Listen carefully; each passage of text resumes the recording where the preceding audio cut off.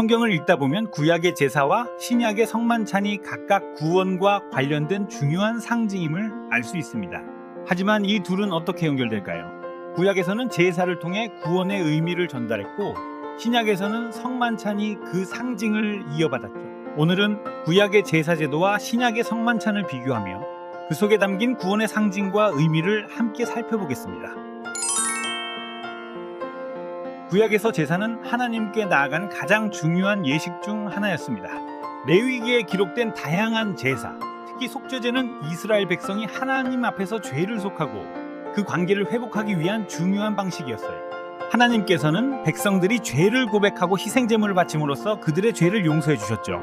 여기서 중요한 질문, 왜 제물, 특히 희생제물이 필요했을까요? 구약에서 죄는 하나님과 인간 사이의 단절을 일으키는 문제였어요. 죄의 결과는 죽음이었고 그 죄를 대신 속죄하기 위해 죄 없는 동물이 희생제물로 바쳐졌습니다. 이 동물은 사람의 죄를 대신해 죽음을 맞이함으로써 죄인이 하나님의 용서를 받을 수 있었죠. 그러나 이런 제사는 일시적이었어요. 죄가 반복될 때마다 다시 제사를 드려야 했고 사람들은 계속해서 희생제물을 바쳐야 했습니다. 이것이 구약 제사의 한계였습니다. 완전한 속죄를 위해서는 궁극적인 제물이 필요했죠. 이제 신약으로 넘어가 볼까요? 신약에서 예수님은 바로 그 궁극적인 희생제물이 되셨습니다.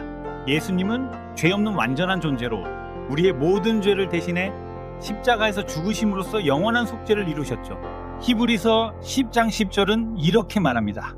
이 뜻을 따라 예수 그리스도의 몸을 단번에 들이심으로 말미암아 우리가 거룩함을 얻었노라. 즉 예수님은 구약의 반복적인 희생제사를 한 번의 완전한 제사로 대체하셨습니다. 이제 우리는 더 이상 동물의 피로 죄를 속할 필요가 없고 예수님의 희생으로 영원한 속죄를 얻을 수 있게 된 것입니다. 여기서 또 하나의 질문, 구약의 제사와 예수님의 십자가는 어떤 관계가 있을까요? 구약의 제사는 예수님의 희생을 예표하는 역할을 했습니다.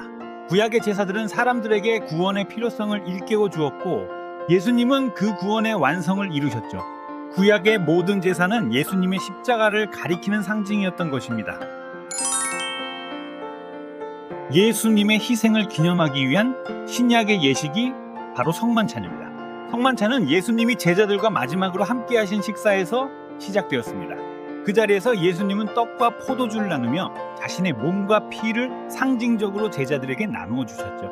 누가복음 22장 19에서 20절에서는 이렇게 말합니다.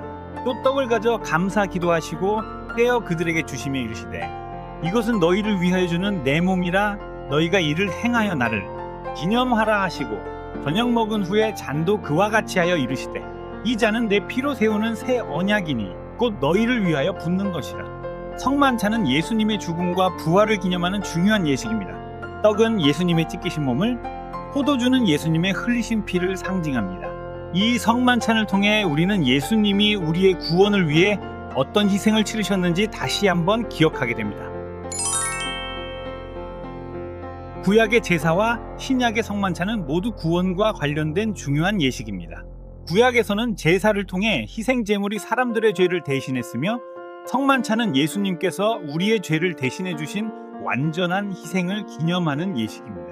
구약의 제사는 사람들이 하나님과의 관계를 회복하기 위해 필요한 것이었고 그 관계를 회복하기 위해 반복적인 제사가 필요했습니다. 그러나 신약에서 예수님의 희생은 이 모든 것을 한 번에 이루셨죠. 이제 성만찬은 더 이상 죄를 속하는 제사가 아니라 이미 이루어진 구원을 기념하는 예식입니다. 성만찬을 통해 우리는 구원의 완성을 축하하고 예수님의 희생을 기억하며 감사하는 마음을 갖습니다. 구약의 제사가 죄의 용서를 위한 희생이었다면 성만찬은 이미 주어진 용서와 구원을 기억하며 하나님께 감사하는 예식인 셈이죠.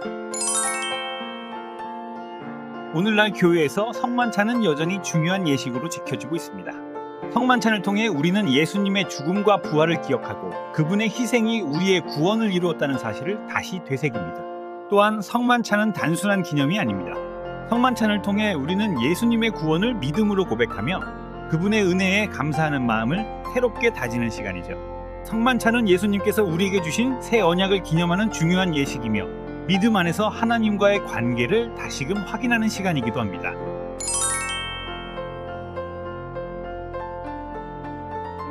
구약의 제사와 신약의 성만찬은 모두 구원의 상징이라는 공통점을 가지고 있습니다. 구약의 제사는 하나님의 용서를 얻기 위한 일시적인 예식이었고, 신약의 성만찬은 예수님을 통해 이루어진 완전한 구원을 기념하는 예식입니다. 우리는 구약의 제사에서 예수님의 십자가 희생을 미리 엿볼 수 있고, 성만찬을 통해 그 구원의 완성을 감사함으로 기억할 수 있습니다.